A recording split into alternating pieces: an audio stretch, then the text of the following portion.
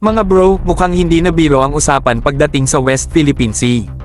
Matapos ma-detect ang isang Russian attack submarine malapit sa Occidental Mindoro, nag-ingay ang Philippine Navy ukol sa pangangailangan ng mas maraming anti-submarine assets.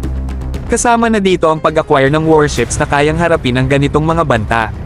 Malinaw na ang laban para sa ating sovereign rights ay hindi lang sa ibabaw ng tubig, kundi pati sa ilalim nito.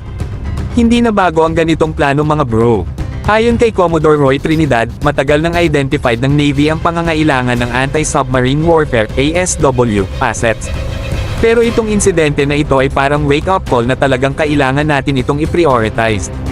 Kung gusto nating panatilihin ang kaligtasan at seguridad ng ating teritoryo, kailangan ng mas modernong kagamitan para matrack at ma-counter ang mga submarino na nagmamasid sa ating backyard. Nakakaalarma pero hindi dapat matakot mga bro. Inamin ng AFP na unang beses silang nakakita ng isang attack submarine sa ating EEZ na walang prior notice. Pero ang mahalaga dito ay handa ang ating Navy at AFP na tumugon sa ganitong mga sitwasyon. Hindi ito senyales ng kahinaan kundi pagkakataon para mas paigtingin ang ating depensa.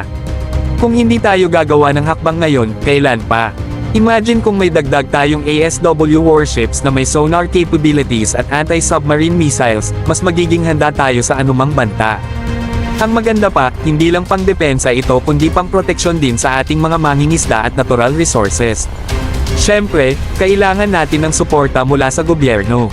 Ang ganitong klase ng modernization ay nangangailangan ng tamang budget at maayos na plano. Sana mga bro maging priority ito ng ating mga leader sa kanilang defense agenda.